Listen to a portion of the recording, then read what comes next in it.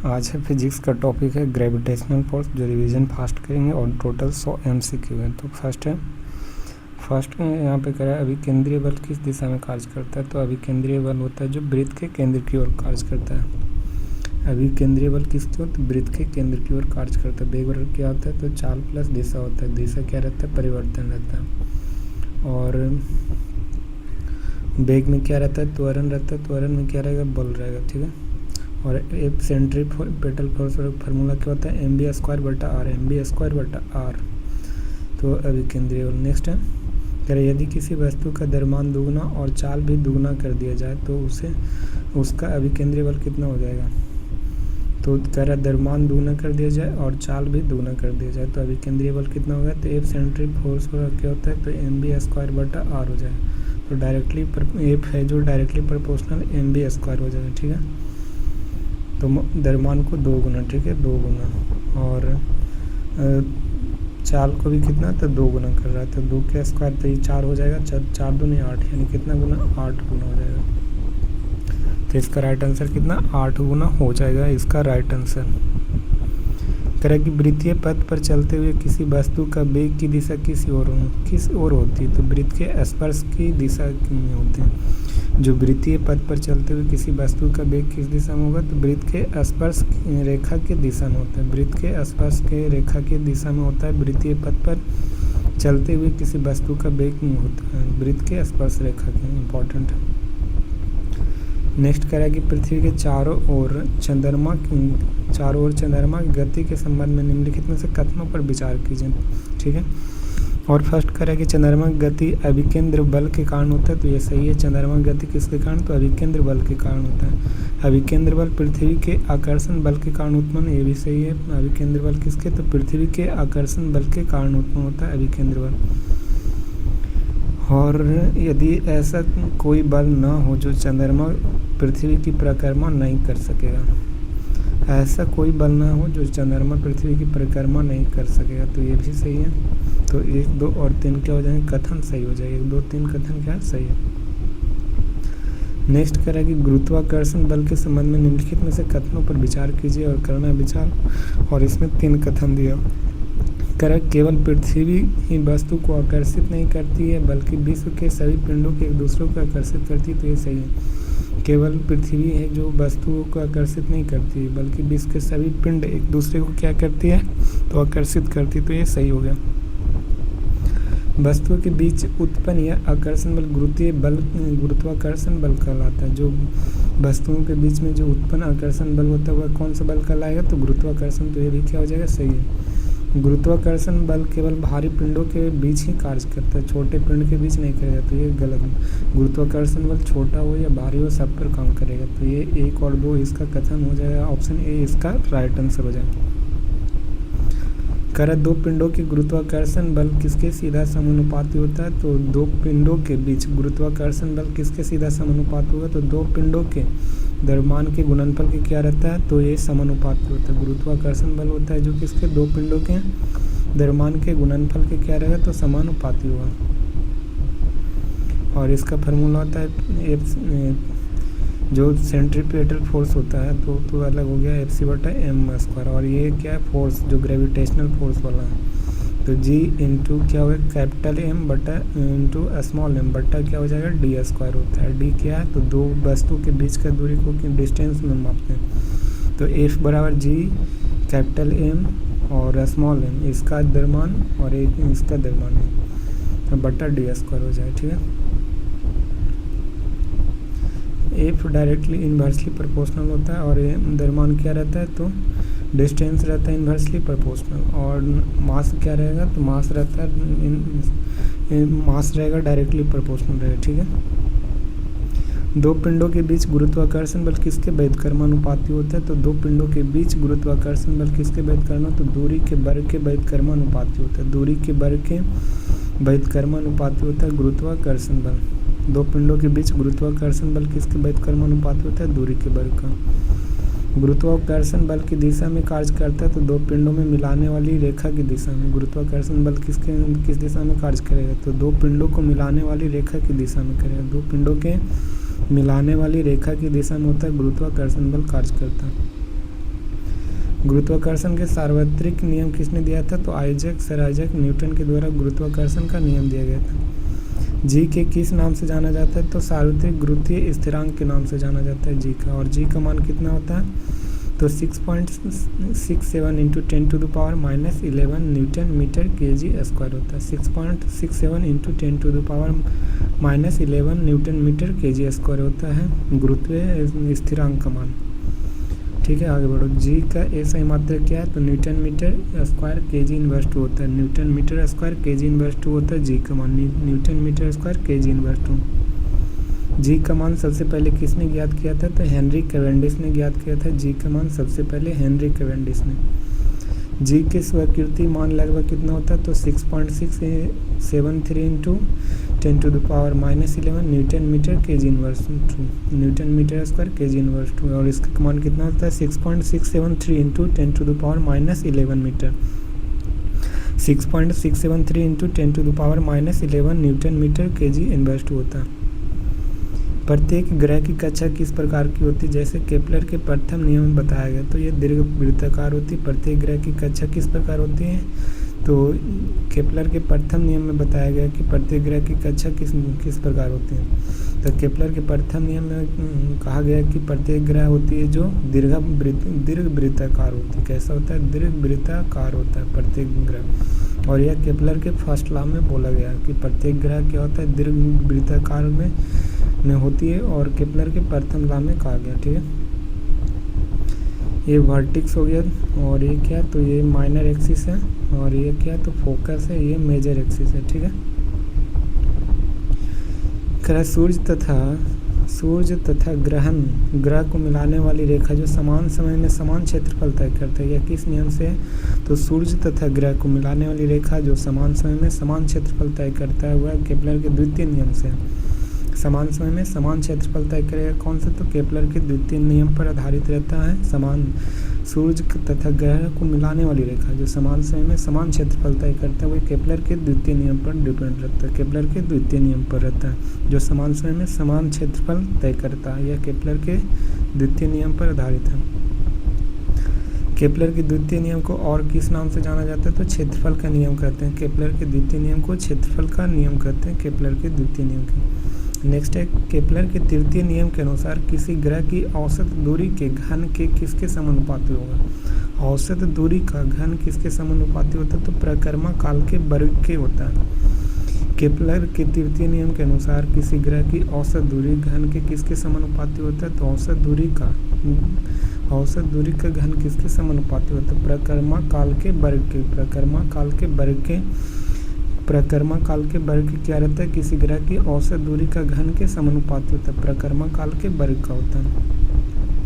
Kepler के तृतीय नियम के अनुसार क्या होता है? तो केपलर के तृतीय नियम r3/t² किसके बराबर होगा? तो ये स्थिरांक होता है r3/t² बराबर क्या होता है? तो कांस्टेंट में रहेगा और यह स्थिरांक रहता है। और r3 directly proportional to t² होता है। r3 डायरेक्टली प्रोपोर्शनल टू क्या रहेगा? तो t² होता है।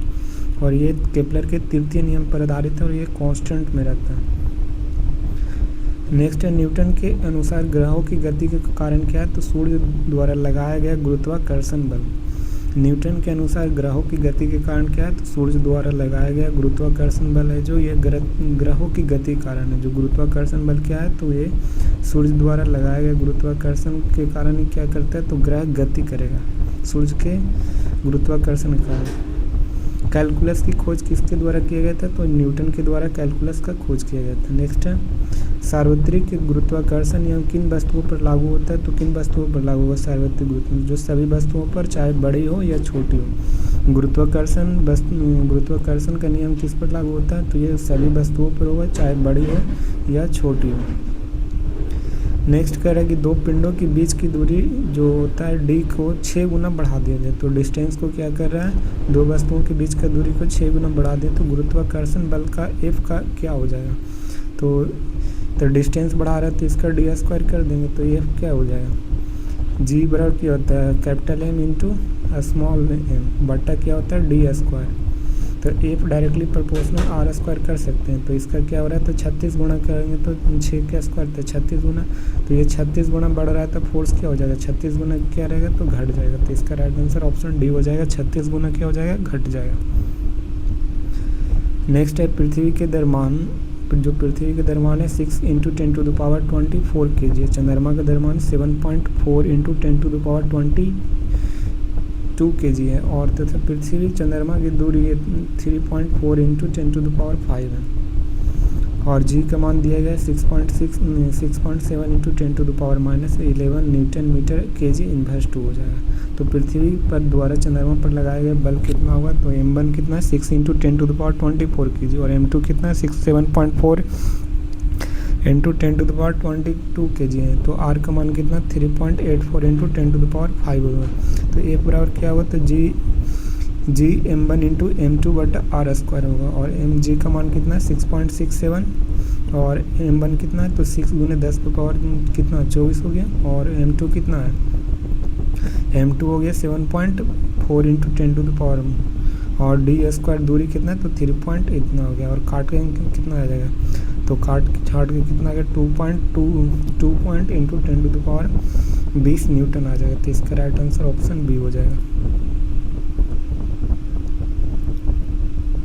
क्रय गुरुत्वाकर्षण के सार्वत्रिक नियम के अनेक ऐसी परिघटनाएं सफलतापूर्वक व्याख्या करता है जो असंबद्ध माने जाते हैं। हमें पृथ्वी से बांधे रखती है, गुरुत्वाकर्षण बल क्या करती है, तो हमें पृथ्वी से बांधे रखती है। पृथ्वी के चारों ओर चंद्रमा करती है, गुरुत्वाकर्षण के कारण करती है। पृथ्वी के चारों ओर चंद्रमा कौन करता है, तो गुरुत्वाकर्षण के कारण ही चंद्रमा, सूर्य जो पृथ्वी है चंद्रमा गति करता है।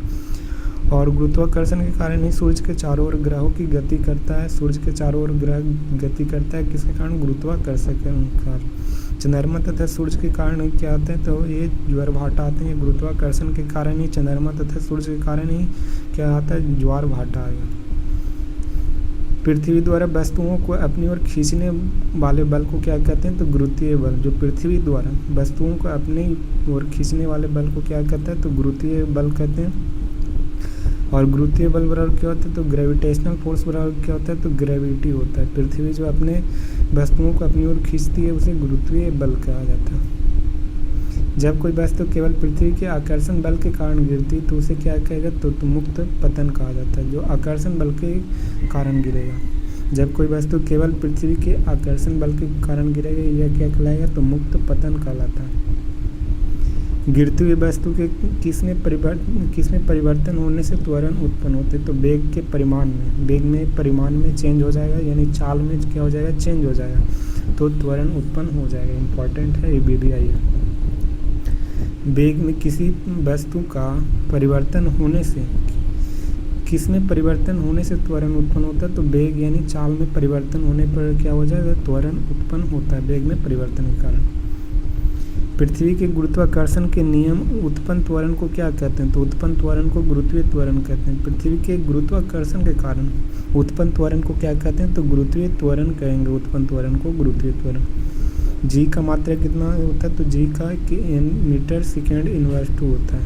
जी का मात्रा क्या है, तो जी का मात्रा मीटर सेकेंड इनवर्स 2 होता है। जी का मान, स्मॉल जी का मान मीटर सेकेंड इनवर्स 2 होगा। और कैपिटल जी का मान कितना होता है, तो newton metre square kg inverse 2 होगा। यदि पृथ्वी के द्रव्यमान m है और त्रिज्या r है तो पृथ्वी की सतह पर गुरुत्वीय त्वरण g किसके समानुपाती होता है, तो पृथ्वी के द्रव्यमान कितना है, तो m है और त्रिज्या कितना है, r है। तो स्मॉल जी बराबर क्या होता है, तो gm/r² होगा। तो समानुपाती किसका होगा, तो किसका समानुपाती होगा, तो ये समानुपाती होगा, तो m स्मॉल जी का रहता है ये m/r² के समानुपाती होगा।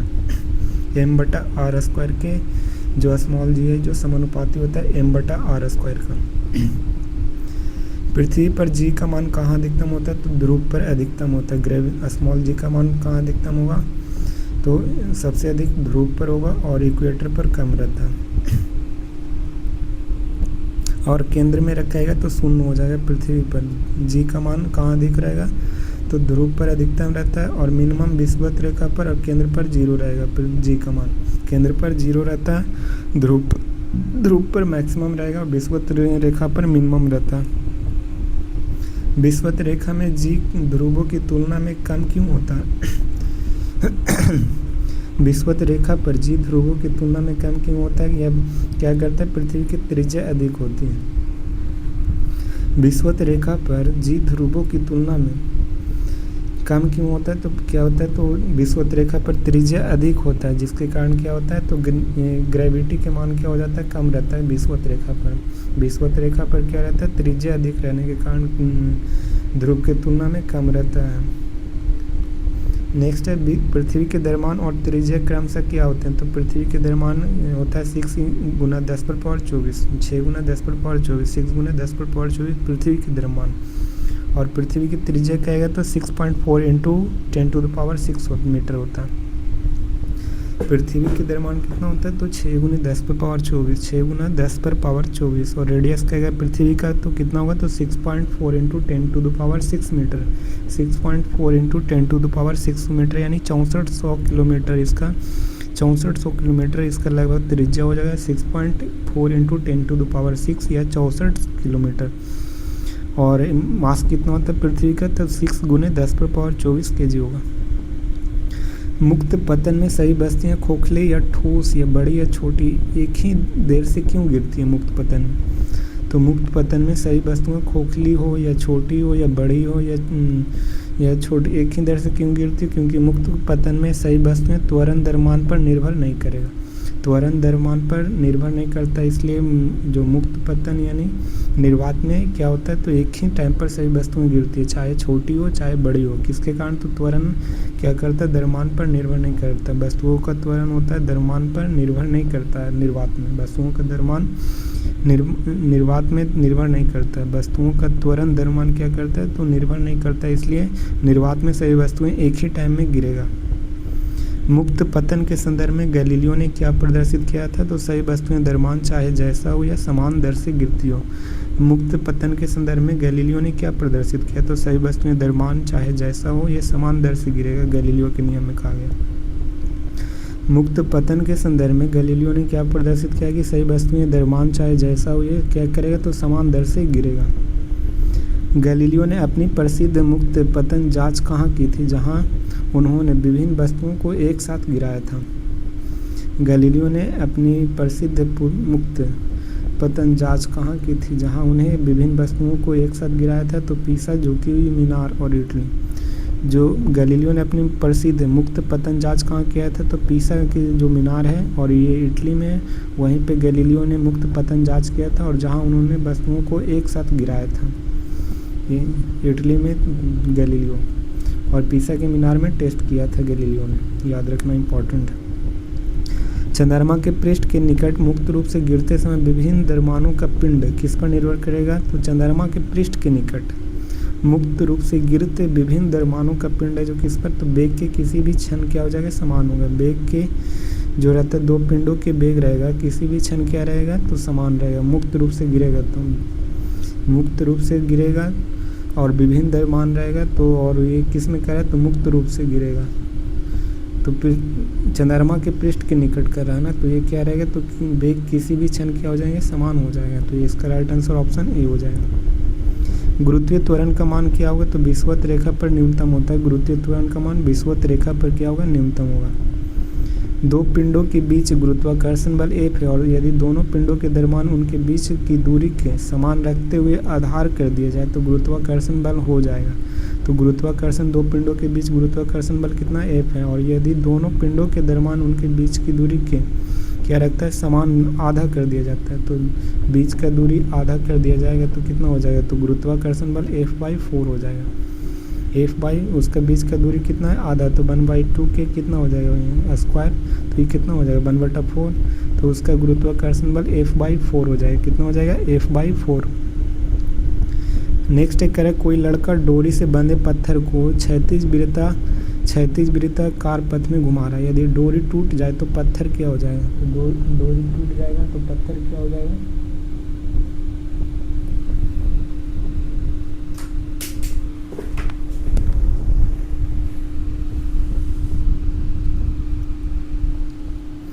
डोरी टूट जाएगा तो पत्थर क्या होगा, तो इस पर क्या हो जाएगा, तो ये वृत्ताकार पथ पर किसी सरल रेखीय स्पर्श के अनुदिश गति करता है।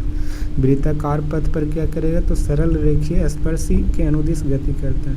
कोई लड़का डोरी से बांध कर क्या करा, बंधे पत्थर को क्षैतिज वृत्ताकार में घुमा रहा था, डोरी टूट जाएगा तो क्या होगा, तो वृत्ताकार पथ पर किसी सरल रेखीय स्पर्श के अनुदिश गति करता है। सरल रेखीय स्पर्श के अनुदिश गति करेगा। ठीक है, ऑप्शन सी इसका राइट हो जाएगा।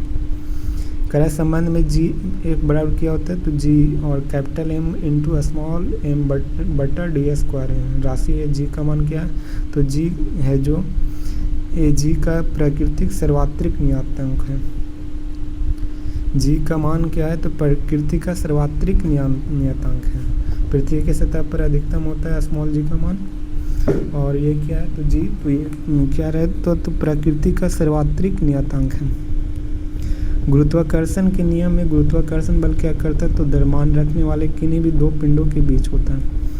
जो गुरुत्वाकर्षण के नियम, गुरुत्वाकर्षण बल होता है जो द्रव्यमान रखने वाले किन्हीं भी दो पिंडों के बीच होता है। द्रव्यमान रखने वाले किन्हीं दो पिंडों के बीच में होता है, गुरुत्वाकर्षण के नियम होता है। और गुरुत्वाकर्षण के नियम में गुरुत्वाकर्षण बल होता है द्रव्यमान रखने वाले किन्हीं भी दो पिंडों के बीच होता है। द्रव्यमान रखने वाले किन्हीं भी दो पिंडों के बीच में होता है गुरुत्वाकर्षण के नियम, और यह गुरुत्वाकर्षण बल में होता है। ऑप्शन सी इसका राइट हो जाएगा। गुरुत्वाकर्षण के नियम में जी का मान क्या हो जाएगा, तो पृथ्वी के द्रव्यमान और त्रिज्या पर निर्भर नहीं करता है। गुरुत्वाकर्षण में जो कैपिटल जी का मान होता है जो पृथ्वी के द्रव्यमान और त्रिज्या पर नहीं निर्भर करता है। गुरुत्वाकर्षण के नियम में जो कैपिटल जी होगा पृथ्वी के द्रव्यमान और पृथ्वी के त्रिज्या का पर निर्भर नहीं करेगा। ठीक है, और इसका पृथ्वी का त्रिज्या कितना होता है, 6.4 इंटू 10⁶ या 6400 किलोमीटर होगा। 6400 किलोमीटर होता है पृथ्वी के त्रिज्या होगा। और इसका कितना होगा, तो ये होता है 6 × 10⁻24 होगा द्रव्यमान। पृथ्वी के द्रव्यमान कितना, तो 6 × 10⁻24। करा कि दो कण कुछ दूरी पर रखते हैं, यदि दोनों कण के द्रव्यमान दुगने कर दिए जाए तथा इनके बीच की दूरी अपरिवर्तित रखें। करा दो कणों के द्रव्यमान दुगना कर दिया जाए और इनके बीच की दूरी को क्या रहे, अपरिवर्तित रहे, तो इनके बीच का गुरुत्वाकर्षण बल क्या हो जाएगा, तो एफ डायरेक्टली प्रोपोर्शनल क्या होता है, m1 इंटू और बीच के दूरी जो ये आर स्क्वायर है यानी डी स्क्वायर है, इसको क्या रहे, तो ये कोई चेंज नहीं करना है, सेम रहना है, तो इसको समान रहेगा तो m बराबर क्या हो जाएगा, तो m1 इंटू और दो द्रव्यमान है दुगने कर दिया जाए तो कितना हो जाएगा, तो दो द्रव्यमान है तो कितना मान लिया जाए 2 और दुगना कर दिया जाए तो कितना आ जाए, 2 दूनी 4 गुना हो जाएगा। तो इसका क्या हो जाएगा, 4 गुना। ऑप्शन बी इसका राइट हो जाएगा। करा कि वायुमंडल पृथ्वी से जकड़ा हुआ है, ये गुरुत्व बल के द्वारा होता है। वायुमंडल पृथ्वी से जकड़ा हुआ है किसके कारण, तो गुरुत्व बल के द्वारा वायुमंडल क्या है, तो पृथ्वी को जकड़ा हुआ है किसके कारण, तो गुरुत्व बल के कारण होता है। एकांक दूरी पर स्थित दो एकांक द्रव्यमान के बीच आकर्षण बल क्या होगा, तो एकांक दूरी पर स्थित दो एकांक द्रव्यमानों के बीच आकर्षण बल क्या कहलाएगा, तो सार्वत्रिक गुरुत्वीय नियतांक कहलाता है। एकांक दूरी पर स्थित दो एकांक द्रव्यमानों के बीच आकर्षण बल, एकांक दूरी पर स्थित दो एकांक द्रव्यमानों के बीच आकर्षण बल क्या कहलाएगा, तो सार्वत्रिक गुरुत्वीय नियतांक कहते हैं। जो एकांक दूरी पर स्थित होता है दो एकांक द्रव्यमान, एकांक दूरी पर स्थित दो एकांक द्रव्यमान के बीच आकर्षण बल क्या होगा, तो सार्वत्रिक गुरुत्वीय नियतांक होता है। जैसे ये दो वस्तुएं 1 kg का, ये भी 1 kg का, तो एफ क्या होता है, तो एफ बराबर क्या हो जाएगा, तो जी इंटू m1 इंटू m2 बटा क्या हो जाएगा आर स्क्वायर, और इसका क्या है, तो मास, तो दोनों के एकक है और इसका बीच का दूरी भी एकांक है, तो एक स्क्वायर, तो इसका क्या हो जाएगा, तो एफ बराबर क्या हो जाएगा, गुरुत्वीय स्थिरांक के बराबर हो जाता है। तो सार्वत्रिक गुरुत्वीय नियतांक के बराबर हो जाएगा बल हो जाता है, किसका, सार्वत्रिक गुरुत्वीय नियतांक के बराबर। करा कि 19.6 मीटर ऊंची मीनार से छोड़े गए पत्थर को, ऊंची मीनार से जो लगभग कितना 20 मीटर ऊंची है मीनार से, और पत्थर को पृथ्वी पर पहुंचाने से पहले अंतिम वेग क्या होगा, तो इसके वेलोसिटी कर रहा है, तो इसका क्या होता है, तो v बराबर क्या होता है, तो अंडर रूट 2gh, ये सब रूट में रहेगा। और कह रहा है कि किसका, पृथ्वी से पहुंचने से पहले अंतिम वेग निकालना है, तो v निकालना है, अंतिम वेग निकालना है पृथ्वी से पहुंचने से पहले, तो √2 हो गया और g का मान 9.8 हो गया, और इसका ऊंचाई कितना है, तो हाइट है 19.6 है, और तोड़ो इसको तो काटेंगे तो कितना आ जाएगा, तो ये हो गया, इसका कितना हो जाएगा, तो ये भी 9.6 और ये भी 9.6, तो कितना आ जाएगा 19.6। तो इसका एगो रूट निकालेंगे तो 19.6 मीटर पर सेकेंड हो जाएगा। तो अंतिम वैल्यू के फार्मूला क्या होता है, v बराबर √2gh हो जाएगा। कह रहा है कि 49 मीटर पर सेकेंड से बेग से ऊपर 49 मीटर पर सेकेंड से बेग से ऊपर फेंकी गई गेंद अधिकतम कितनी ऊंचाई तक पहुंचेगी। तो 49 मीटर पर सेकेंड से बेग से ऊपर फेंकी गई गेंद अधिकतम कितनी ऊंचाई तक होगा, तो 122। तो 49 मीटर से हम कोई वस्तु है ऊपर फेंक रहे हैं 49 मीटर पर सेकेंड से, अधिकतम ऊंचाई, तो h बराबर क्या हो जाएगा, तो u² / 2g हो जाता है। h बराबर क्या हो जाएगा, तो u² / 2g, और v बराबर क्या हो जाएगा, तो √2gh हो जाएगा। तो u² कितना, तो u² जो 49 मीटर हो जाएगा कितना, तो 49 × 49 और 2g, तो 2 के गुना और g का मान 9.8, काटेंगे कितना आ जाएगा, तो काट देंगे तो आ जाएगा 122.5 मीटर। तो इसका राइट आंसर ऑप्शन डी हो जाएगा 122 पॉइंट। तो नीचे से कोई वस्तु ऊपर फेंकेंगे तो हाइट निकालना है, तो हाइट का फार्मूला होता है u² / 2g हो जाएगा।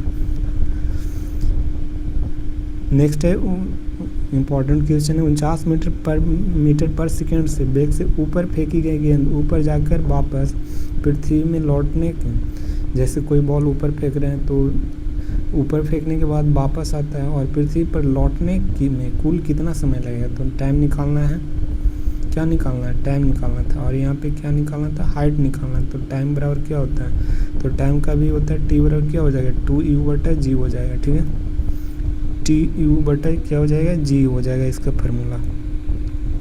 तो इसका लगाओ, t बराबर क्या होगा 2 गुना, और u के मान कितना है, u के मान 49 और बटा कितना हो जाएगा 9.8, और मीटर पर सेकेंड में, और ये कितना 9.8 है, और कितना है कुल समय निकालना है। तो कुल समय निकालना है तो निकालो, तो कुल समय t1 × 2 tu/, कितना हो जाएगा g, ये t बराबर क्या हो जाएगा 2u/g, और 10 का हौसला है। तो ऊपर से फेंकी गेंद जाकर वापस लौटती है, तो इसको काटो, 49 × 98 यानी 2, तो कितना आ जाएगा 10, पॉइंट हटेगा तो 10, तो इसका कितना आ जाएगा 10 सेकेंड आ जाएगा टाइम। तो t बराबर क्या होता है tu/g, और h बराबर क्या होता है, तो h बराबर u² / g होगा, h बराबर u² / g, और t बराबर क्या हो जाएगा t बराबर 2u/g हो जाएगा। नेक्स्ट करें कि चंद्रमा की सतह पर गुरुत्वीय बल है, पृथ्वी की सतह पर गुरुत्वीय बल का कितना 1/6 भाग होता है। जो चंद्रमा की सतह पर गुरुत्वीय बल है और पृथ्वी की सतह पर गुरुत्वीय बल के कितना 1/6 भाग है, तो 10 kg वस्तु का चंद्रमा पर और पृथ्वी पर निकालना है। तो मून पर क्या होता है, तो इसका फार्मूला होता है, मून पर जो वेट रहता है अर्थ के वेट के कितना 1/6 गुना होता है, अर्थ के वेट का 1/6 गुना। तो हमको किसका निकालना है, तो दोनों का निकालना है, चंद्रमा का भी और पृथ्वी का। तो एक फार्मूला लगाओ ये वाला, तो मून का निकालना तो कितना होता है, वेट ऑफ अर्थ कितना है, तो वेट ऑफ अर्थ कितना, तो 98 कितना दिया गया है, तो वेट ऑफ अर्थ कितना है, तो 10 गुना, w क्या होगा, तो mg होता है, और वेट ऑफ अर्थ निकालना है तो क्या है, तो mg 10 × 9.8 यानी 98 मीटर हो गया वेट, और यहाँ पे कितना, तो 98/6 कर देंगे तो ये किसका आ गया, मून का 16.3 कितना आ गया है वेट, तो 16.3 न्यूटन हो गया इसका मून का। और निकालना है फिर निकालना है किसका, मून का निकालना है, ये तो मून का निकल गया 16.3, ये तो 16.3, और ये कितना अर्थ का कितना, तो 9.8। तो W बराबर क्या है, mg वाला फार्मूला लगाएंगे और तो निकल जाएगा। तो ऑप्शन ए कौन हो जाएगा, बी और बी हो जाएगा, 16.3 और 98 न्यूटन। नेक्स्ट है अच्छा क्वेश्चन है, 10 मीटर ऊंचाई तक पहुंचने के लिए वस्तु को कितने वर्ग ऊर्ध्वाधर दिशा में फेंका गया। तो कितना 10 मीटर ऊंचाई तक पहुंचने के लिए किसी वस्तु को कितने वेग से कहाँ फेंक रहा है, ऊर्ध्वाधर दिशा में फेंक रहा है। तो h बराबर क्या हो जाएगा, तो हाइट बराबर क्या होता है, तो u² / 2g, और हाइट कितना, तो 10 मीटर, और u के मान निकालना है तो कितने वेग से फेंका, तो u निकालना है, और 2 गुना 10, तो काटेंगे कितना आ जाएगा, तो 200, तो इसका 14.200 के मान कितना होता है, 14.14 हो जाएगा, 14.14 इसका। तो ये ऑप्शन बी इसका राइट हो जाएगा। कह रहा है कि द्रव्यमान के संबंध में निम्नलिखित कथनों पर विचार कीजिए। तो कह रहा है किसी वस्तु का द्रव्यमान उसके जड़त्व की माप होगा। तो किसी वस्तु का द्रव्यमान क्या होगा, तो उसका जड़त्व के माप ही होता है द्रव्यमान। ठीक है, ये सही है। जितना अधिक द्रव्यमान होगा उतना ही अधिक जड़त्व होगा, ये भी सही है। अधिक द्रव्यमान होने पर जड़त्व भी अधिक होता है। द्रव्यमान उसके जड़त्व का माप होता है और अधिक द्रव्यमान होगा तो अधिक जड़त्व होगा। किसी वस्तु का द्रव्यमान स्थान बदलने पर बदल जाता है, नहीं बदलता, वेट बदलता है, द्रव्यमान सेम रहेगा। द्रव्यमान रहता है जो पृथ्वी, चंद्रमा या अंतरिक्ष पर कहीं भी वस्तु स्थिर रहता है, तो ये सही है। कहीं पर भी ले जाओ मास क्या रहेगा, सेम रहेगा। तो इसका राइट आंसर क्या हो जाएगा, तो 1, 2 और 4 इसका सही हो जाएगा। 1, 2, 4।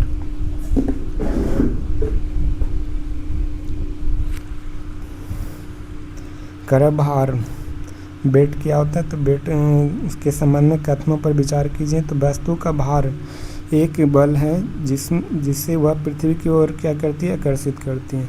तो भार क्या है, तो एक बल है जो क्या करता है, पृथ्वी को अट्रैक्ट करती है, यानी आकर्षित करता है। तो ये क्या है, तो सही है। भार का एसआई मात्रक वही है जो बल का एसआई मात्रक अर्थात न्यूटन होता है। तो भार का एसआई मात्रक बल के न्यूटन के ही सेम होता है, तो न्यूटन इसका हो जाएगा। और भार का कोई निश्चित दिशा नहीं होता है, भार का कोई निश्चित दिशा नहीं होता, ये गलत कर रहा है। भार का निश्चित दिशा होता है। भार एक ऊर्ध्वाधर दिशा में नीचे की ओर कार्य करने वाला बल है। भार क्या है, तो ऊर्ध्वाधर दिशा में नीचे की ओर कार्य करने वाला बल है, और इसलिए परिमाण तथा दिशा दोनों होता है।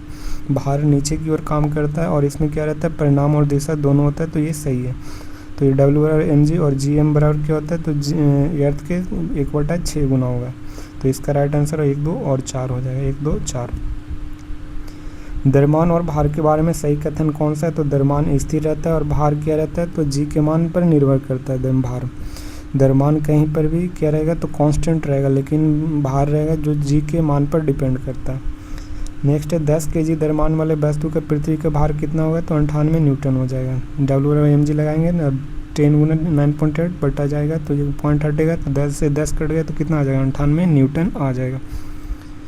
करेक्ट। पृथ्वी पर किसी वस्तु का भार 10 न्यूटन, तो चंद्रमा पर भार कितना होगा, तो मून का होता है अर्थ के कितना होता है, तो 1/6 होता है।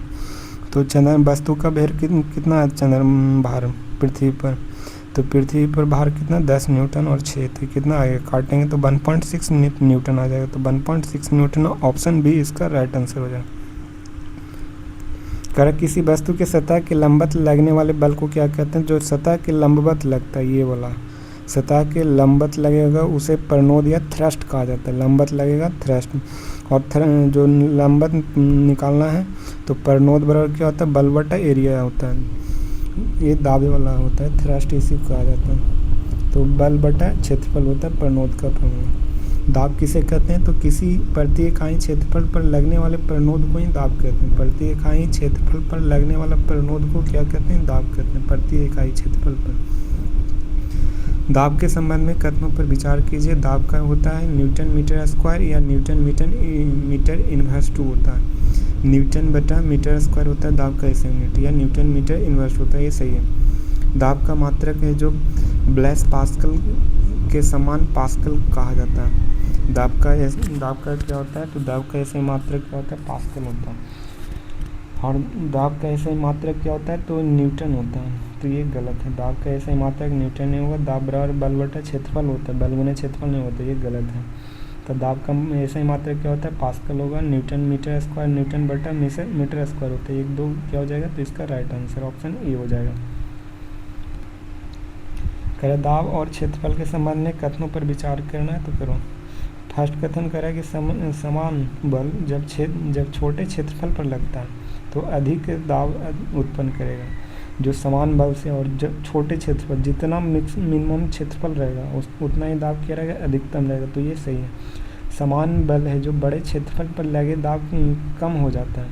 जो समान बल है बड़े क्षेत्रफल पर क्या हो जाएगा, दाब कम हो जाएगा, तो ये सही है, तो ये भी सही है। और कह रहा है कि कीले की सिरे नुकीले होने से चाकू की धार तेज होने तथा भवनों के नींव चौड़ी होने के कारण दाब का क्षेत्रफल पर निर्भर करता है। भवन चौड़ा होगा तो दाब के क्षेत्रफल पर निर्भर होगा। चाकू की धार तेज होगा लेकिन उसका दाब क्या रहेगा, चौड़ा है, तो ये भी क्या है, तो ये किस पर निर्भर करता है, तो उसका नींव पर। और किले के सिरे नुकीले होते हैं, तो किला के जितना नुकीला सिरा होगा उतना ही दाब अधिक लगेगा। ठीक है, तो ये ऑप्शन क्या है, सही। और कह रहा दाब बल से कोई संबंध नहीं होता और यह केवल क्षेत्रफल पर निर्भर करता है। दाब का बल से कोई संबंध नहीं होता, तो दाब का बल से कोई संबंध नहीं होता और ये केवल क्षेत्रफल पर निर्भर करता है। दाब से बल से संबंध होता है और क्षेत्रफल पर भी निर्भर करता है, तो ये गलत नहीं, यहाँ हाँ होना चाहिए। तो ये इसका राइट आंसर 1, 2, 3 हो जाएगा। नेक्स्ट है तरल तथा दाब के संबंध में कथनों पर विचार कीजिए। तो कह रहा है सभी द्रव और गैस क्या होते हैं, तो तरल होते हैं। तरल क्या होते हैं, तो द्रव और गैस के रूप में होते हैं। तरल में भी भार होता है और वे अपने पात्र के आधार पर तथा दीवारों पर दाब लगाते हैं। तरल में क्या रहता है, तो भार होगा और अपने पात्र के आधार तथा दीवारों पर दाब लगाते हैं, तो ये भी क्या हो जाएगा, सही हो जाएगा। कह रहा है कि किसी परिशुद्ध द्रव्यमान के तरल पर लगाया गया दाब होता है जो सभी दिशाओं में बिना घटे संचारित हो जाता है। ये पास्कल के नियम में कहा गया। कह रहा है कि किसी परिरुद्ध द्रव्यमान के तरल पर लगाया गया दाब सभी दिशाओं में क्या रहेगा, तो सभी दिशाओं में बिना घटे क्या हो जाएगा, संचारित हो जाता है। समान दिशाओं में क्या रहता है, तो तरल होता है जो सभी दिशाओं में फैल जाता है, तो ये क्या है, सही है। तो 1, 2 और 3 क्या हो जाएंगे, सही हो जाएंगे। किसी तरल में डूबने पर वस्तु में लगने वाले बल ऊपर की ओर लगते हैं, तो उत्प्लावन बल होते हैं। जो ऊपर की ओर लगता है उत्प्लावन बल कहलाएगा। जितना नीचे लगेगा उतना ही ऊपर लगेगा। उत्प्लावन बल का परिमाण मुख्यतः किस पर डिपेंड करता है, तो उत्प्लावन बल होता है जो किस पर, तरल के घनत्व के पर डिपेंड करता है। तरल के घनत्व पर डिपेंड करेगा उत्प्लावन बल। कौन सी वस्तुएं द्रव पर तैरती है, तो जिनका घनत्व द्रव से कम रहे। जिनका घनत्व होता है जो द्रव से कम रहेगा तो तैरेगा, अधिक रहेगा तो डूब जाएगा। द्रव से क्या रहेगा, अधिक रहेगा तो डूब जाएगा, द्रव से कम रहेगा तो क्या रहेगा, तैरेगा। कॉर्क का घनत्व और जल के घनत्व क्या रहता है, तो हमेशा जल का घनत्व अधिकतम रहता है। ठीक है, किसी तरल में डुबाई गई वस्तु पर लगने वाले ऊपर की ओर बल को क्या कहते हैं, तो हटाए गए तरल के भार के बराबर होता है। जो कोई वस्तु डूब रहा है तो पहले ऊपर हटाएगा तब ना नीचे जाएगा, तो क्या, तो हटाए गए तरल के भार के बराबर होगा। जब किसी वस्तु किसी तरल में पूर्ण या आंशिक रूप से डुबाया जाता है तो वह ऊपर की ओर दिशा में एक बल अनुभव करती है जो वस्तुओं द्वारा हटाए गए तरल के भार के बराबर होता है। आर्किमिडीज ने यूरेका को क्यों चलाया, उन्होंने पानी के बहने से उत्प्लावन सिद्धांत खोजा था। यूरेका आर्किमिडीज ने क्यों चलाया, उनका बाइक के नाम था यूरेका। उन्होंने पानी के बहने से उत्प्लावन सिद्धांत का खोजा था आर्किमिडीज ने। आर्किमिडीज ने अपने खोज का सबसे पहले किस कार्य का उपयोग किया था, तो राजा के मुकुट में सोने की शुद्धता जांचने के लिए आर्किमिडीज का सिद्धांत था। आर्किमिडीज ने सबसे पहले कार्य किया था किस पर, तो राजा के मुकुट में सोने की शुद्धता जांच करने के लिए किए थे। आर्किमिडीज ने सबसे पहले अपना कार्य किया था। आर्किमिडीज के सिद्धांत का प्रमुख उपयोग कहाँ होता है, तो जलयानों में और पनडुब्बियों के डिजाइन में किया जाता है। जलयान और पनडुब्बियों के डिजाइन में आर्किमिडीज के सिद्धांत पर। दूध मापी किसकी जाँच के लिए प्रयोग किया जाता है, तो दूध की शुद्धता के लिए किया जाता है। हाइड्रोमीटर किसे मापने के लिए प्रयोग किया जाता है, तो द्रव के घनत्व पर हाइड्रोमीटर डिपेंड करता है, द्रव के घनत्व पर। नेक्स्ट है, करें 50 ग्राम का जो किसी पदार्थ का आयतन कितना 20 सेंटीमीटर क्यूब है। 50 ग्राम के किसी पदार्थ का आयतन कितना 20 सेंटीमीटर क्यूब। यदि पदार्थ का घनत्व 1 ग्राम पर सेंटीमीटर क्यूब तो पदार्थ तैरेगा या डूबेगा, तो अधिक रहेगा घनत्व, द्रव के घनत्व से अधिक रहेगा तो क्या हो जाएगा, तो डूब जाएगा। और कम रहेगा द्रव के घनत्व से क्या रहेगा, तो तैरेगा। तो रो बराबर क्या होता है, तो ये कितना है, तो 50 ग्राम का मास है और इसका आयतन कितना, तो जो घनत्व बराबर क्या होता है, द्रव्यमान बटा आयतन होता है। तो मास कितना 50 है, 50 ग्राम है और 20 सेंटीमीटर क्यूब है, तो इसको काटेंगे कितना आएगा 2.58। और इसका पानी के घनत्व से अधिक है, तो पानी के घनत्व से अधिक रहेगा तो क्या हो जाएगा, डूब जाएगा। तो ये इसका राइट आंसर ऑप्शन बी हो जाएगा। ऑप्शन बी अच्छा क्वेश्चन था। नेक्स्ट है, कह रहा है कि 500 ग्राम के एक मोहर बंद पैकेट का आयतन कितना 350 सेंटीमीटर क्यूब है और एक पैकेट का घनत्व कितना है, तो 1 ग्राम पर सेंटीमीटर क्यूब है। तो तैरेगा या डूबेगा निकालना है, तो घनत्व बराबर क्या होता है, द्रव्यमान बटा आयतन होगा। तो कितना है द्रव्यमान, मास 500 ग्राम है और 350 सेंटीमीटर है। तो काटो तो कितना आ जाएगा, 5 50, 500 तो 35, कितना आ गया 7 से 10 से डिवाइड करेंगे 7 से तो कितना 7 की 7, 3 आ गया 7 चौ 28, 2 आ गया 7 दूनी 14, फिर कितना 6 बचा 7 56, तो 4.4। तो पानी के घनत्व से अधिक है तो क्या हो जाएगा, तो ये भी डूब जाएगा। तो इसका राइट आंसर कौन हो जाएगा, बी हो जाएगा। नेक्स्ट एक करें कि 500 ग्राम का एक मोहरबंद पैकेट का आयतन कितना 350 सेंटीमीटर क्यूब है। तो इस पैकेट द्वारा विस्थापित पानी का द्रव्यमान निकालना। तो विस्थापित पानी का द्रव्यमान निकालना, तो पैकेट द्वारा विस्थापित, तो इसका द्रव्यमान निकालना। तो एफ बी बराबर क्या होता है, तो ये हो गया लिक्विड और ये वेपर हो गया और गैस हो गया, ठीक है। और एफ बी बराबर क्या होता है, तो विस्थापित पानी का द्रव्यमान निकालना। तो विस्थापित पानी का भार बराबर होता है, ठीक है। एफ बी बराबर क्या होता है, विस्थापित पानी के भार के बराबर। तो ये हो गया कितना, एफ बी बराबर एम जी हो जाता है। तो जी से जी कट गया, ठीक है। तो ये वाटर और क्या हो जाएगा, डिस्पर्सन हो गया, लिक्विड हो गया। तो 1 गुना 350, कितना 350 ग्राम मास हो जाएगा। पानी के द्रव्यमान कितना हो जाएगा, 350 ग्राम। मास कितना था, 350 ग्राम क्या था, तो वॉल्यूम था। तो ये मास बराबर क्या होता है, तो इसका घनत्व गुने वॉल्यूम हो, ये क्या है, तो घनत्व, ये वॉल्यूम है, ये गैस है और ये मास है, और ये क्या है, तो मास निकालना है तो क्या हो जाएगा, तो इसका एक यहाँ से फार्मूला बना देते हैं। मास बराबर क्या होगा, घनत्व, वाटर का घनत्व और गुना क्या हो जाएगा, तो ये क्या हो जाएगा, वेपर वॉल्यूम हो जाएगा, ठीक है। वाटर का घनत्व गुने आयतन हो जाएगा। मास बराबर, मास निकालना है तो पानी का द्रव्यमान निकालना है तो क्या हो जाएगा, तो घनत्व का जो पानी का घनत्व रहेगा और जो पानी का उसका आयतन रहेगा उससे दोनों गुना करेंगे, ठीक है। तो निकल जाएगा पानी के द्रव्यमान। तो पानी के द्रव्यमान निकालना है तो पहले कितना है, तो इसका मास कितना था, 500, मास कितना था, तो वाटर का जो घनत्व कितना है, तो घनत्व निकालना है ना। तो घनत्व कितना हो जाएगा, एक पानी घनत्व 1 ग्राम सेंटीमीटर क्यूब होता है, ठीक है। और आयतन कितना 350 था, मास कितना हो जाएगा 350 ग्राम। इसका सी इसका राइट आंसर हो जाएगा। कह रहा किसी पदार्थ का अपेक्षित घनत्व किसे कहते हैं, तो पदार्थ के घनत्व और पानी के घनत्व के अनुपात को ही क्या कहते हैं, तो अपेक्षित घनत्व कहा जाता है। अपेक्षित घनत्व क्या होता है, तो पानी के घनत्व, पदार्थ का घनत्व बटा पानी के घनत्व, पदार्थ के घनत्व बटा पानी के घनत्व के अनुपात ही क्या कहते हैं, तो अपेक्षित घनत्व कहते हैं। पदार्थ के घनत्व और पानी के घनत्व के अपेक्षित घनत्व के बारे में निम्नलिखित कथन कौन सही है, तो ये 2 समान भौतिक राशियों का अनुपात होता है। अपेक्षित घनत्व क्या होगा, तो 2 समान भौतिक राशि के अनुपात ही होता है अपेक्षित घनत्व। अपेक्षित घनत्व किसके होता है, तो 2 समान भौतिक राशि के अनुपात होता है। चांदी का अपेक्षित घनत्व 10.8 है और ऐसा ही मात्रक में चांदी का घनत्व क्या हो जाएगा, तो चांदी का अपेक्षित घनत्व कितना 10.8 है और ऐसा ही मात्रक में चांदी का घनत्व क्या होता है, ये चांदी का घनत्व है। तो चांदी के घनत्व निकालना है तो क्या हो जाएगा, पदार्थ के घनत्व बटा क्या हो जाएगा, पानी के घनत्व, पदार्थ के घनत्व बटा पानी के घनत्व हो जाएगा। तो पानी के घनत्व कितना है, पदार्थ का घनत्व 10.8 है और किसका, चांदी का घनत्व ना, तो पानी के घनत्व कितना हो जाएगा 10.8 और गुना क्या हो जाएगा, तो पानी के घनत्व,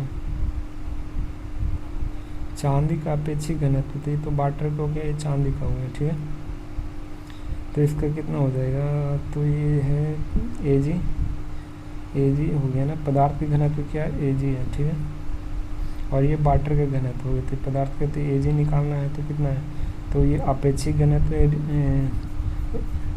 रिफ्लेक्टिव क्या हो गया, डेंसिटी, रिफ्लेक्टिव डेंसिटी इनटू क्या हो जाएगा, तो डेंसिटी ऑफ वाटर। तो रिफ्लेक्टिव इंडेक्स कितना दिया हुआ है, चांदी का अपेक्षित घनत्व कितना 10.8 और ये पानी घनत्व कितना, तो 1 ग्राम होता है। तो इसका 1000 सेंटीमीटर लिख सकते हैं। तो 10.8 इंटू 10⁻³ हो जाएगा, 10⁸ इंटू 10⁻, और केजी मीटर अपेक्षित घनत्व केजी मीटर क्यूब हो जाएगा, ठीक है। इनवर्स केजी बटा मीटर क्यूब होता है घनत्व, केजी मीटर बटा क्यूब। और वाटर के घनत्व कितना लिए 1000 है, इसका 1 ग्राम पर सीसी होगा तो इसको 1 किलो में कितना आ जाएगा, तो 1000 हो जाएगा टोटल और 10.8 से गुना कर देंगे। नेक्स्ट है किसी पिंड का वायु में भार कितना 10 न्यूटन, पिंड का भार कितना है वायु में 10 न्यूटन है और जल में पूरा डूबने पर इसका भार केवल 8 न्यूटन हो जाता है। 2 न्यूटन क्या हो गया, घट गया पानी में जाने के बाद। तो पिंड द्वारा विस्थापित जल कितना हो गया, तो 2 न्यूटन हो जाएगा। वायु में कितना था 10 न्यूटन, जब पानी में डूबा है तो 8 ही न्यूटन हुआ, तो इसका विस्थापित जल का भार कितना होगा 2 न्यूटन, अब घटेगा। कोई लड़की है जो 60 सेंटीमीटर लंबे और 40 सेंटीमीटर चौड़े और 20 सेंटीमीटर ऊंचे किसी बॉक्स के तीन ढंग से खड़ी होती है और बॉक्स द्वारा लगाया गया दाब क्या होगा, तो बॉक्स द्वारा लगाया गया दाब क्या होगा, तो तब अधिकतम होगा जब आधार चौड़ी और ऊंचाई से बना होगा। तो दाब अधिकतम कब होगा, जब उसका आधार चौड़ाई होगा और आधार क्या हो, चौड़ाई हो और ऊंचाई से बना होगा। चौड़ाई और ऊंचाई से बना रहेगा तो दाब क्या होगा, अधिकतम दाब क्या रहेगा, तो अधिकतम होगा। आधार क्या हो, चौड़ाई हो और ऊंचाई से बना हो तो क्या हो जाएगा, दाब अधिकतम हो जाएगा। कह रहा है कि कोई सेब किसी वृक्ष से पृथ्वी पर सेब के बीच में, पृथ्वी और सेब के बीच में गुरुत्वाकर्षण बल के कारण गिरता है। ठीक है, गुरुत्वाकर्षण के कारण गिरता है। पृथ्वी द्वारा सेब पर आरोपित बल कितना है, तो पृथ्वी द्वारा सेब पर आरोपित बल का परिमाण F1 है, तो सेब द्वारा पृथ्वी पर आरोपित बल का परिमाण F2 है, तो क्या होगा, तो F1 और F2 क्या हो जाएगा, तो दोनों सेम हो जाएगा। गुरुत्वाकर्षण बल लगेगा जब ये सेब है तो F1 और ये पृथ्वी पर लग रहा बल F2 ऊपर की ओर खींचेगा, तो F1 बराबर क्या हो जाएगा, F2 हो जाएगा। क्या हो जाएगा, F1 और F2 क्या हो जाएंगे, बराबर हो जाएगा। जब कोई वस्तु वृत्तीय पथ पर गति करती तो केंद्र की ओर लगने वाला बल क्या कहलाता है, तो वृत्तीय पथ पर गति करेगा तो केंद्र की ओर लगेगा तो उसे अभिकेंद्रीय बल कहते हैं। केंद्र की ओर लगेगा अभिकेंद्रीय। किसी सैटेलाइट और पृथ्वी के बीच में आकर्षण का गुरुत्वाकर्षण बल को प्रदान करता है, तो कौन सा, तो अभिकेंद्रीय बल। सैटेलाइट और पृथ्वी के जो आकर्षण का गुरुत्वाकर्षण बल होता है किसी कौन प्रदान करता है, तो अभिकेंद्रीय बल प्रदान करता है। सैटेलाइट और पृथ्वी के आकर्षण का गुरुत्वीय बल किसके, अभिकेंद्रीय बल प्रदान करेगा। कह रहा है एक ग्रह का मान है लें और जिनका द्रव्यमान और त्रिज्या पृथ्वी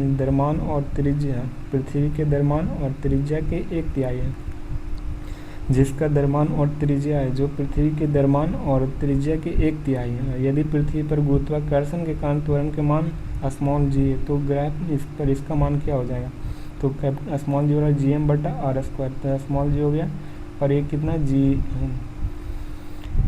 g और इंटू एम इंटू बटा कितना 3, तो क्या इसका निकालो r, तो स्मॉल जी हो रहा क्या होता है, कैपिटल G इंटू m/r² होता है। तो एक का मान कितना है,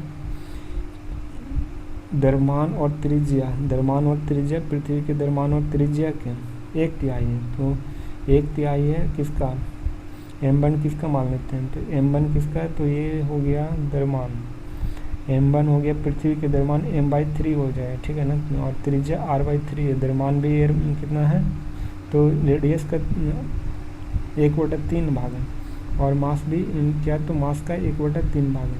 तो लगाओ तो स्मॉल जी का मान gm/r², तो m का मान कितना हो जाएगा, जी यहाँ पे रखो और ये m इंटू कितना हो जाएगा m/3 हो जाएगा और m/3 रखेंगे और ये कितना हो जाएगा, तो 3 r/3² और ये 3 हो गया, तो gm ये कितना हो गया 9, ऊपर जाएगा तो 9 होगा ना, तो r/r² तो कितना आ गया 3, तो कितना गुना हो गया, तो gm/r² 3 गुना g का हो जाएगा, तो इसका राइट आंसर ऑप्शन डी हो जाएगा, 3g हो जाएगा।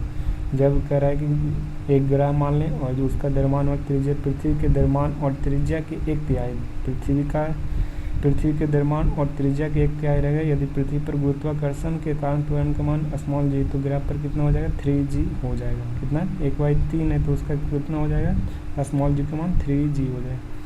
क्या निम्नलिखित में से गुरुत्वीय स्थिरांक g की इकाई क्या होता है, तो g का स्थिरांक क्या होता है, स्मॉल जी कैपिटल G है, तो न्यूटन मीटर बटा kg² हो जाएगा, न्यूटन मीटर स्क्वायर बटा kg²। क्या निम्नलिखित में से कौन सा त्वरण के मान गुरुत्वीय त्वरण के प्रभावित नहीं करता है, निम्न में से कौन है जो गुरुत्वीय त्वरण के मान प्रभावित नहीं करेगा, तो गुरुत्वीय त्वरण के मान प्रभावित नहीं करता, ये द्रव्यमान करेगा। किसी वस्तु का द्रव्यमान है जो गुरुत्वीय त्वरण के मान पर डिपेंड नहीं करता है। गुरुत्वीय त्वरण के मान है, जो निम्नलिखित में से गुरुत्वीय त्वरण के मान को प्रभावित नहीं करता। तो गुरुत्वीय त्वरण के मान को प्रभावित नहीं करता है, गुरुत्वीय करता है। कौन नहीं करेगा? द्रव्यमान नहीं करता। नेक्स्ट है, दो वस्तुओं के बीच आकर्षण बल को क्या कहते हैं? तो गुरुत्वाकर्षण बल कहते हैं। जो दो वस्तुओं के बीच में आकर्षण बल लगेगा उसे गुरुत्वाकर्षण बल कहते हैं। पृथ्वी पर किसी वस्तु का भार 200 न्यूटन है, द्रव्यमान 20 kg। तो गुरुत्वीय त्वरण के मान क्या हो जाएगा? तो W क्या होता है? mg। और वेट कितना है? 200 न्यूटन। मास कितना? 20 kg। तो काटो, तो 20 देंगे 200 तो कितना आ जाएगा? 10 मीटर पर सेकंड गुरुत्वीय त्वरण आ जाएगा। गुरुत्व बल है जो डैश के बीच में आकर्षण बल द्वारा परिभाषित होता है। तो दो द्रव्यमानों के बीच के आकर्षण बल के द्वारा गुरुत्व बल क्या रहता है? तो परिभाषित किया जाता है। दो द्रव्यमानों के बीच के आकर्षण बल को ही क्या कहते हैं? तो गुरुत्व बल कहते हैं, जो दो वस्तुओं के द्रव्यमान के बीच में होगा। गुरुत्वाकर्षण के सार्वभौमिक नियम है जो वस्तुओं के किसी भी युग्म पर लागू होता है। गुरुत्वाकर्षण का सार्वभौमिक नियम है जो वस्तु के कौन से किसी भी युग्म पर लागू होता है। गुरुत्वाकर्षण का सार्वभौमिक जो वस्तु के किसी भी युग्म पर क्या लगता है? लागू होता है, गुरुत्वाकर्षण के सार्वभौमिक नियम। निम्न में कौन है जो गुरुत्वाकर्षण के सार्वत्रिक नियम द्वारा समझाया नहीं गया है? कौन है जो गुरुत्वाकर्षण के सार्वत्रिक नियम द्वारा समझाया नहीं गया? तो ये क्या होता है? तो वह बल जो हमें धरती से बांधे रखती है गुरुत्वाकर्षण कारण, ये सही है। पृथ्वी के चारों ओर चंद्रमा की गति करती है, ये भी सही है, गुरुत्वाकर्षण के कारण होता है। और चंद्रमा और सूरज के कारण क्या होता है? तो ज्वार भाटा आता है, ये भी गुरुत्वाकर्षण के ही मुख्य कारण होता है।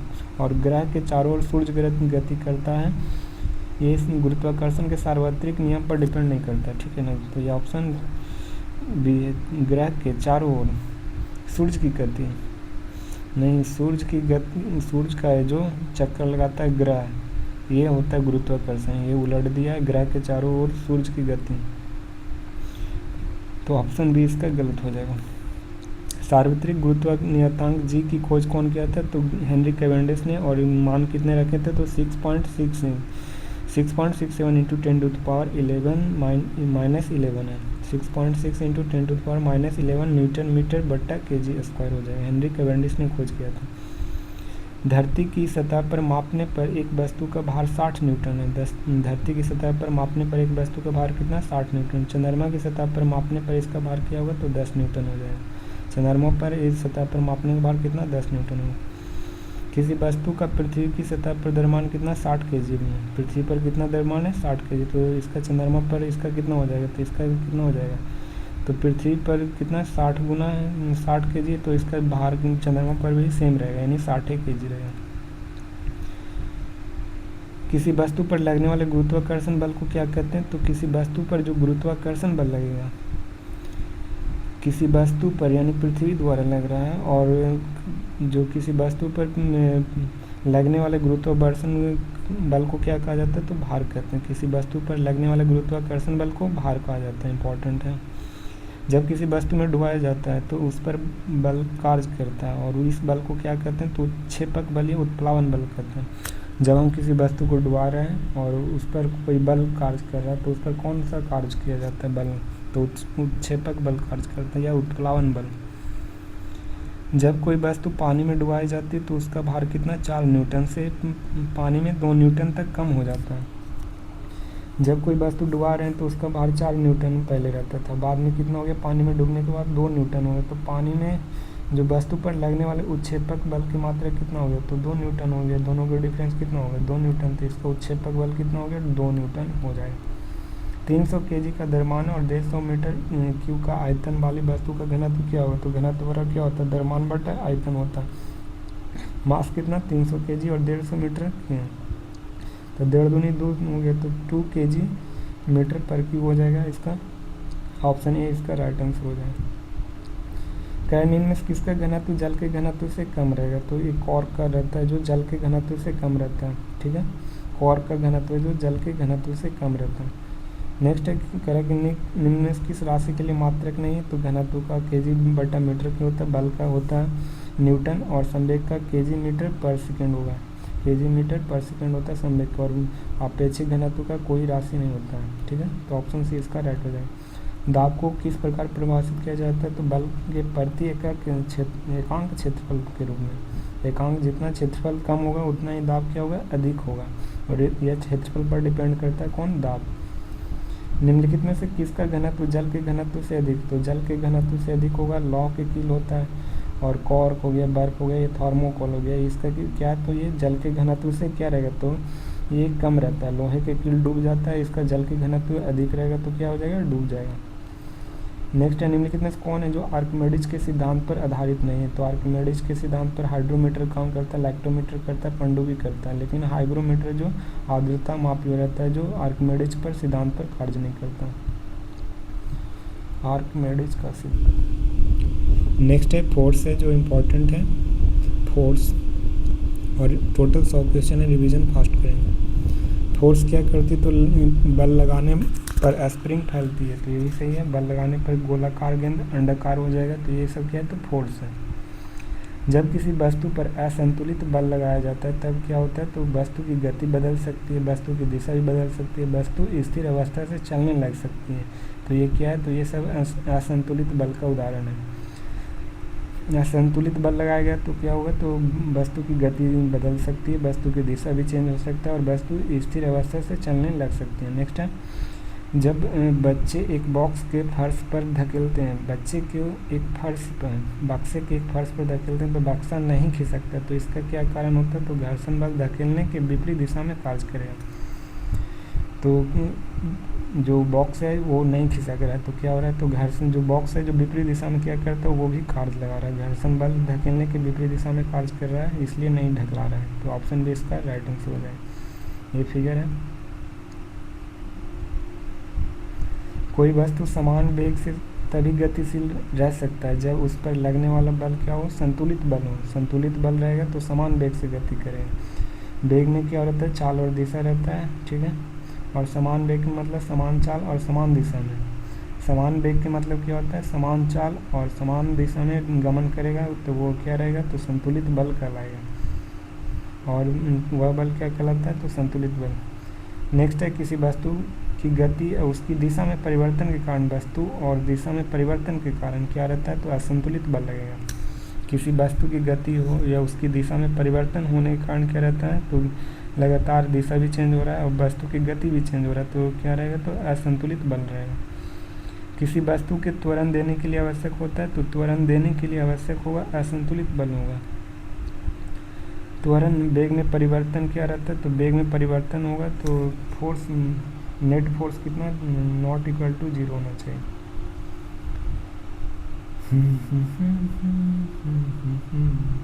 किसी वस्तु के त्वरण देने के लिए आवश्यक होता है तो असंतुलित बल होगा। असंतुलित बल होता है जो एक्सेलरेशन देने के लिए आवश्यक है।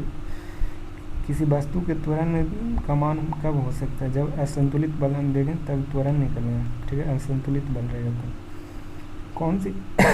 कौन सी कथन है जो गैलीलियो के निष्कर्ष से संबंधित है, तो सूर्य के चारों ओर सभी ग्रह सूर्य के परितः ही कक्षीय गति करना है, तो ये सही है, गैलीलियो के निष्कर्ष पर आधारित है। निम्नलिखित में से कौन सा जड़त्व के बारे में सही, तो जड़त्व किसी वस्तु को अपनी गति या विराम अवस्था में परिवर्तन का विरोध करने की प्रवृत्ति है। जड़त्व किसी वस्तु के अपनी गति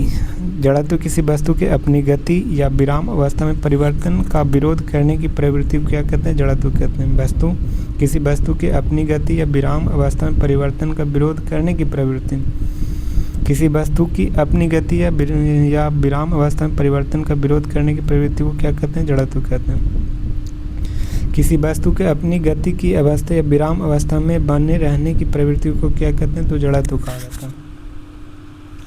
किसी वस्तु को अपनी गति की अवस्था या विराम अवस्था में बने रहने की प्रवृत्ति को क्या कहते हैं, जड़त्व कहते हैं। अपनी गति की अवस्था या विराम अवस्था में बने रहने की प्रवृत्ति को क्या कहते हैं, जड़त्व कहते हैं।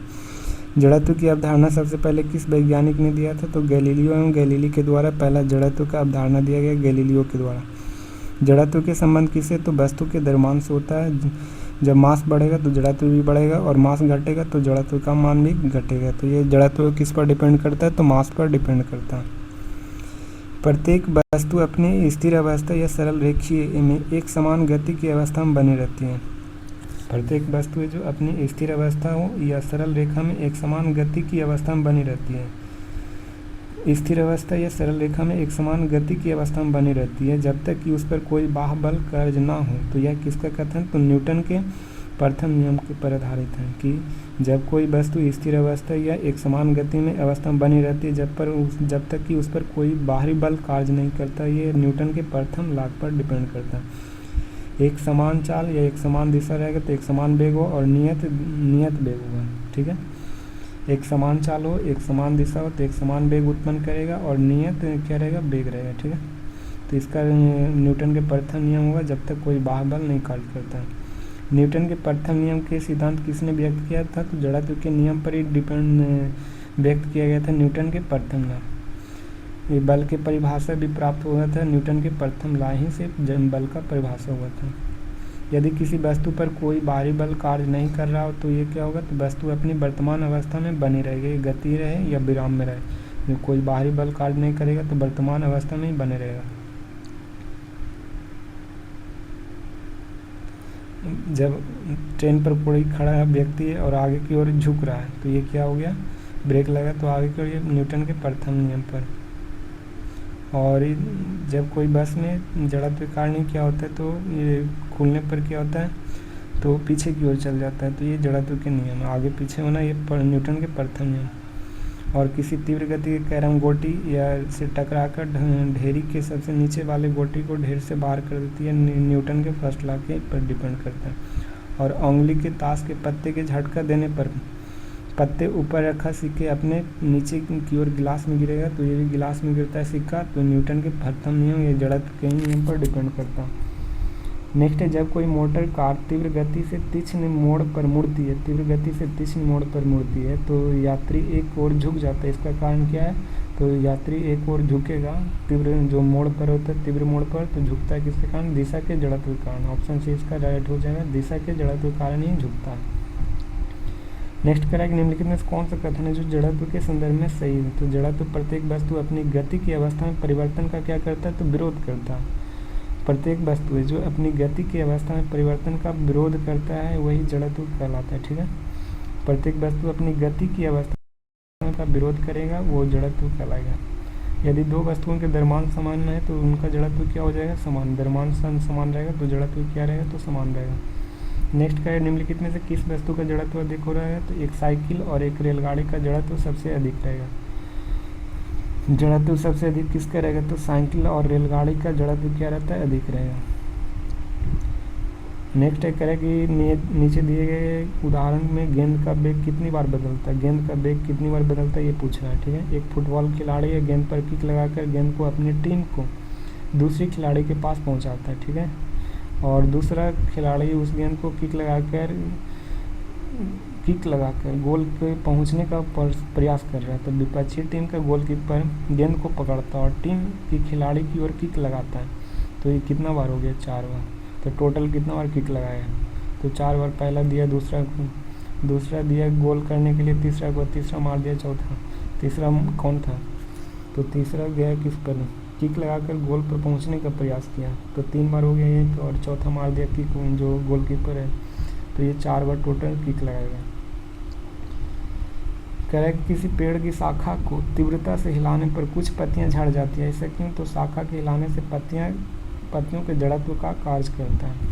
कोई भी पेड़ का शाखा है उसे तीव्र गति से हिलाएंगे तो क्या हो जाएगा, तो वो शाखा हिलने पर पत्तियों के जड़त्व के कारण क्या होता है, तो पत्ती गिर जाती है, जड़त्व के कारण ही गिरता है। नेक्स्ट है, कथनों पर विचार कीजिए और इसमें कथन दिए गए और कह रहा है कि किसी वस्तु के संवेग है जो उसके द्रव्यमान और वेग के गुणनफल के बराबर होता है, तो ये सही है। किसी वस्तु का संवेग किसका पर डिपेंड करेगा, तो द्रव्यमान और वेग के गुणनफल पर डिपेंड करता है किसी वस्तु का संवेग।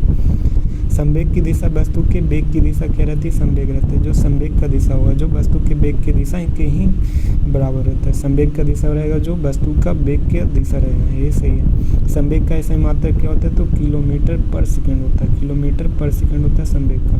और वेग संवेग के परिवर्तन नहीं करता, वेग है जो संवेग का परिवर्तन नहीं करता है। तो ए भी सही, बी भी सही, सी भी सही हो जाएगा, तो इनमें से सभी सही हो जाएगा।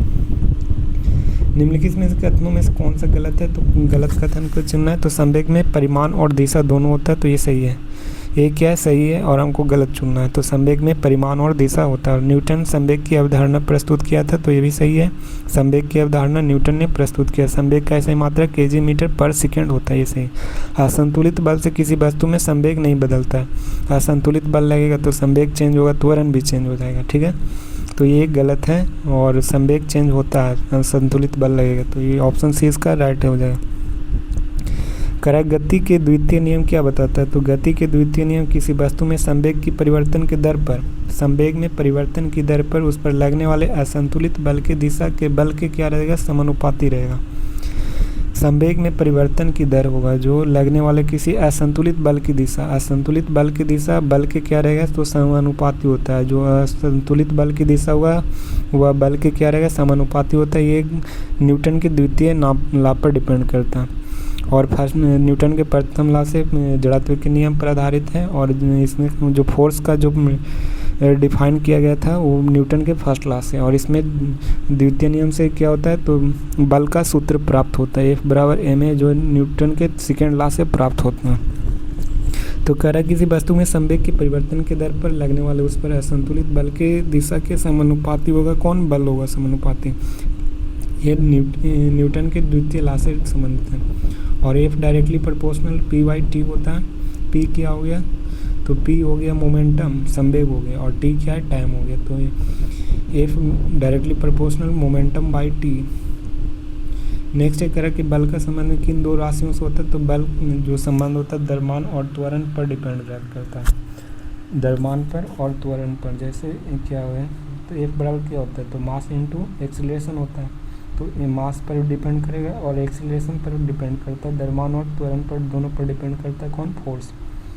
गति के किस नियम से बल के मापने की विधि प्राप्त करता है? तो ये द्वितीय नियम पर डिपेंड करता है। गति के नियम से बल के मापने की विधि क्या होता है? तो सेकेंड लॉ होता है। गति के नियम बल को मापने की विधि होता है, जो बल को मापा जाता है तो द्वितीय नियम से मापा जाता है, इंपॉर्टेंट है। बल ज्ञात करने का सूत्र क्या होता है? तो F बराबर ma, ये प्राप्त हुआ था सेकेंड लॉ से। करें फुटबॉल के खेल में कोई गोलरक्षक गोल पर तीव्र गति से आती बॉल को पकड़ने के पश्चात अपने हाथों को पीछे की ओर खींचता है और ऐसा करके ये गोलरक्षक करता है, तो संवेग परिवर्तन की दर में कमी कर पाता है। पीछे की हाथ खींचने पर क्या होगा, तो संवेग में परिवर्तन की दर में कमी आ जाती है।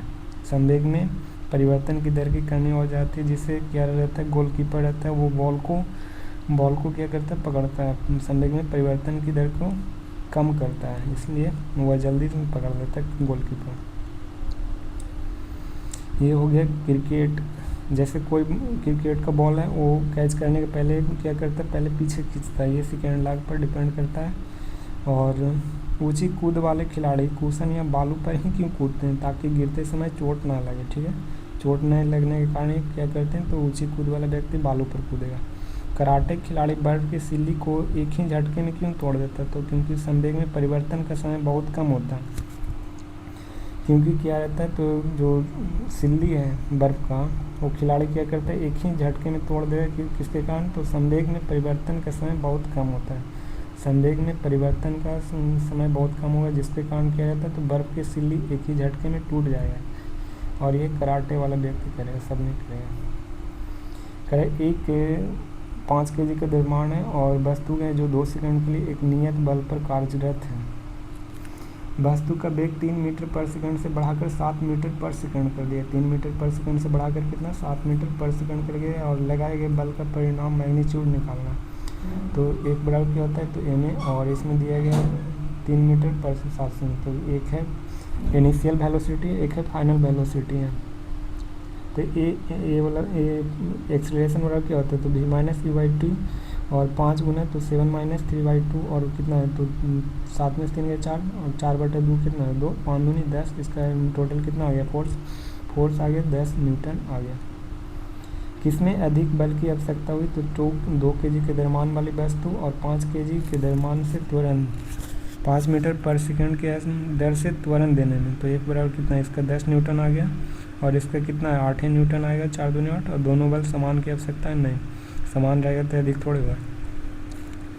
तो किसका सबसे अधिक त्वरण बल की आवश्यकता पड़ेगा, तो 10 न्यूटन करेगा तो अधिक बल कार्य करेगा, तो ऑप्शन ए इसका राइट है। कह 5 न्यूटन का बल किसी द्रव्यमान m1 को 10 मीटर पर सेकंड के त्वरण देता है और m2 को 20 मीटर सेकंड से त्वरण दे रहा है, तो इन दोनों के त्वरण एक साथ मिला दिया जाता है तो इस बल के द्वारा त्वरण उत्पन्न होता है, तो ये कितना 10 मीटर पर सेकंड से।